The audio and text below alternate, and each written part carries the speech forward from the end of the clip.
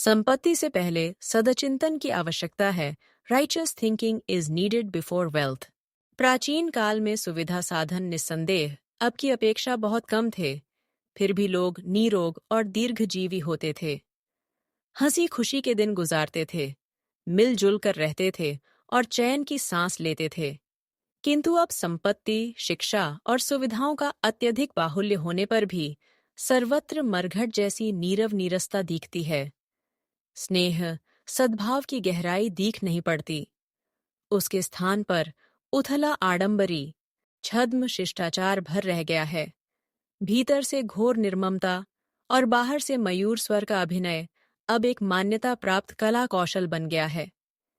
किसी को किसी पर विश्वास नहीं, कोई किसी के लिए अपने को जोखिम में डालने के लिए तैयार नहीं। आदमी अपनी मौत मर रहा है और अपनी जिंदगी जी रहा है। किसी को किसी के सहारे की आशा रही भी तो वह समय आने पर निराशाजनक ही सिद्ध होती है। आदमी भीतर और बाहर से खोखला होता जा रहा है। सिर्फ चमक दमक के लिफाफे को देखकर रींझने और मन बहलाने का औंचा आधार हाथ रह गया है।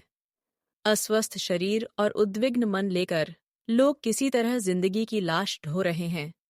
कुंठाओं से भरे दिन जब कांटे नहीं कटते तो लोग नशा पीकर या अश्लील उत्तेजना का आश्रय लेकर गम दूर करते हैं। चयन, विश्वास और संतोष की, स्नेह, सद्भाव और सहयोग की जिंदगी अब किसी विरले भाग्यवान के ही हाथ लगती है। अन्यथा औसत मनुष्य के भीतर और बाहर ऐसी ही विकृतियां भरी दिखती हैं, जिनके कारण रोष एवं विक्षोभ की जलन में झुलसते रहने की मजबूरी के अतिरिक्त और कोई चारा नहीं। साधनों के अभाव में अथवा अप्रत्याशित आपत्तियों के कारण कष्टग्रस्त रहना पड़े, ये बात समझ में आती है। पर सुविधाओं का बाहुल्य रहने पर भी लोग इस प्रकार अशांत, उद्विग्न रहें, इसे आश्चर्य ही कहा जाना चाहिए। इस विपन्न स्थिति का कारण तलाश करने पर एक ही निष्कर्ष पर पहुंचना पड़ता है कि विकास की घुड़दौड़ में पदार्थों की उपलब्धि ही सब कुछ बन गई है। भावनाओं का विकास, परिष्करण एक प्रकार से भुला ही दिया गया है। गुण, कर्म, स्वभाव को, चरित्र और चिंतन तथा व्यवहार को परिष्कृत किया जाए, इस दिशा में एक प्रकार से आंख ही मूंद ली गई है। उपेक्षित क्षेत्र में पिछड़ापन ही बढ़ेगा। समृद्धि बढ़ी सो ठीक है, पर चिंतन में उत्कृष्टता की समुचित मात्रा बनाए रखने का भी ध्यान रखा जाना चाहिए था।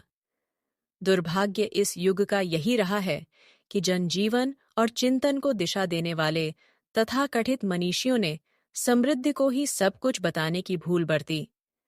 साम्यवादी दर्शन में समस्त समस्याओं की जड़ अर्थ को ही माना है और उसी के सुधार पर संसार से सुख, शांति और प्रगति की संभावना का प्रतिपादन किया है। अस्तु, लोक मंगल की इच्छुक समस्त शक्तियां अर्थव्यवस्था पर अपने सारे प्रयासों को केंद्रित किए हुए हैं। चरित्र एवं चिंतन उपेक्षणीय समझा जाता रहा है। इस संदर्भ में उथली चर्चाएं भर होती रही हैं। कुछ ऐसा नहीं सोचा अथवा किया गया जिसे ठोस अथवा गंभीर कहा जा सके। परिणाम सामने है। जनमानस ने सुविधा साधनों की उपलब्धियों को ही लक्ष्य स्वीकार कर और उस अत्युत्साह में चरित्र एवं चिंतन के भावनात्मक आधारों को एक प्रकार से विस्मृत ही नहीं, तिरस्कृत भी बना दिया गया। अब धर्म, अध्यात्म, चरित्र, कर्तव्य, लोकमंगल जैसे प्रसंगों की चर्चा और चेष्टा करने वाले उपहासास्पद माने जाते हैं।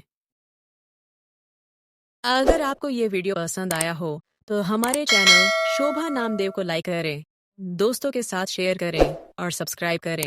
और ऐसे ही रोमांचक विषयों पर अगला वीडियो देखने के लिए घंटी का बटन दबाएं।